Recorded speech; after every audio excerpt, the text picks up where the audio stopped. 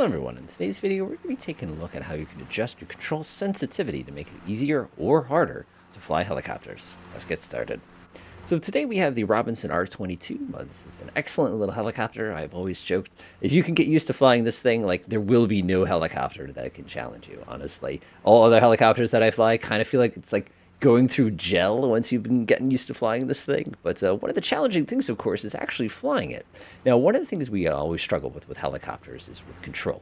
As you probably, if you've flown one in the real world, you'll probably notice that I'm going to go ahead and put one finger into my control here. And I don't know if you noticed, but you can see the entire stick there is moving, I don't know, probably about a couple centimeters, not much, half an inch sort of a deal. You'll notice if I really ram on it, this is half of my distance from motion here. Of course, if I push it the rest of the way, you can see that that control goes all the way over there and sticks quite nicely. In a real helicopter, of course, so when you're really flying this thing, your total motion is going to be about this range. Now, if you have a joystick at home that's like a, like a Thrustmaster T16000, you would know that if you move your joystick, let's say a quarter of its range, this guy's all the way over here. That makes it very, very, very, very, very challenging to hover. I'm going to put myself out on be vulnerable here. And what I'm going to do is I'm actually going to pop us into a very, very terrible hover here. Whoa, that was terrible. And now the reason I want to do this is I'm going to have to do this without looking. Oh, this is going to be so bad. Oh, my goodness. Oh, I cannot hover like this. But what I want you to see is how much my control... Oh, I can't. This is so hard to hover like this. But what I want you to see here is how little my controls are actually moving to make the helicopter do what I want it to do. Now, if you're on that Thrustmaster, what's going to happen is if you move that control a quarter of its distance, you're going to get a very massive response, which is going to get you some oscillation, which is going to make it even harder to control. Realistically, if you look at the controller right now, it is barely moving at all. The shake you're seeing is not my hand. The shake you're seeing is actually what the game adds to make it a little bit more authentic of a control. I'm really barely moving this control. Now, one advantage that I have that you probably don't have at home is the fact I have a very long joystick. My joystick, I'm just looking down there, is about a foot. No, it's almost a 12, 13-inch joystick. I actually don't put it on my desk. I put it between my legs because it is so tall. That also means that the total distance I need to move my hand is very, very minimal to get any sort of action out of the helicopter. Now, how can we make it easier for you folks who are not on a joystick that's long? Let me go ahead and roughly settle this thing on the ground here. I'm not going for good here. I'm going for just get me down. One of the things they've added in Flight Sim, and this is a while ago, we've actually visited this a couple times, is the fact you can adjust the sensitivity of your controls. Now, if I were to go over to my joystick, for example, here, and go up to the sensitivity option, you'll observe that I have a couple little axes here. I've got my X and my Y axis, and you'll notice that there's a sensitivity control in here. You'll also notice I got a little tiny bit of dead zone. Probably don't need that much, but it's fine, kind of a thing like that.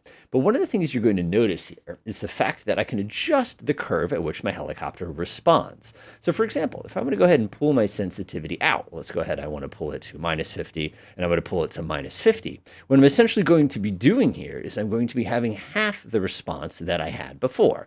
Let me go ahead and bring this down like this. Let me bring this down like this. So if you take a look at my joystick now, when I move my hand right quarter of its travel, you'll see instead of getting a quarter travel on the controls themselves, I'm actually getting 1/8 of the travel. So I'm going to go ahead and press done. Oh, this is going to make me absolutely insane in a second here, but I'll give you an idea. So I'm going to go ahead and look down here at my control again, and I'm going to move my control a quarter. Now, what you probably observed here is that's quite a bit of motion on my hand. Now, if I'm on a T1600, for example, or any short joystick, that's a pretty substantial amount of motion, but you'll notice that my helicopter control itself is only moved a partial amount. Now, if I were to go ahead and now pop this thing up into a not great hover, oh my goodness, this is weird. So if I were to pop this into a not-so-great hover now, one of the things I'm noticing is I have to move my hand significantly further. Oh, goodness, this is weird. Feels like I've got a broken clutch. I have to move my hand significantly more in order to get myself the same level of action on the controls. This also means that my little motions on my controller are not going to be as exaggerated. So one of the things you probably observe is at this level of sensitivity, it takes nothing to keep this thing relatively stable. I'm actually having to relearn this aircraft because my hand is used to being more sensitive. So let's go ahead and now settle into the ground again here. We'll go back up to sensitivity. Now, if you have a controller that has a very, very, very, very, very long throw, again, I know there's some that go down to the floor, you're going to have the opposite effect, in which case you can increase the sensitivity of the controls. And one of the things we'll notice here, too, is my sensitivity is both X and Y, so I can actually dictate. Now, this is going to be terrible. I don't think I'll be able to handle this helicopter. I'm taking one of the twitchiest helicopters in all existence, and I'm making it more sensitive. Now, the way this works is if I move my controller eighth of the travel, I get quarter of the control effect. Now, if you sit there and think about that real fast, you go, oh my goodness, why would you do that? So let's go ahead and look down. So I'm going to go ahead and take my control. I'm going to move it 1/8 of the distance. And you can see I've already moved my whole control a quarter of its maximum distance in the actual aircraft. Now I'm at the halfway point. You see I'm almost maxed out with motion. And if I go all the way, I'm like about 3/4 of my travel, and you can see I'm basically banging the edge with my stick here. Now, if we were to try the exact same hovering maneuver here, I don't think I could do this. I'm going to try. Oh my gosh. Oh my goodness. Oh my goodness. Okay, so I'm pretty good at this, but oh my, okay, I can't do this. This is too hard. But you see how the helicopter is a twitchy mess? I am being as gentle as I absolutely can on the stick, and I have all the advantages of this right now, for the fact that basically I've got a nice long one, so it's going to minimize how much torque I'm putting on it. But I can't do this. Like, I'm thinking and the thing is moving. I'm not even moving the controller anymore. Now, for folks who like really, really sensitive controls, that actually makes it really, really easy. Now, if you were trying to learn flying a helicopter, jacking up your sensitivity like this will definitely force you to be smooth, but at the same token, as you can see just how much this thing is just all over the place, it would make it very challenging to learn. Now, the one thing you probably, oh my gosh, this is hard.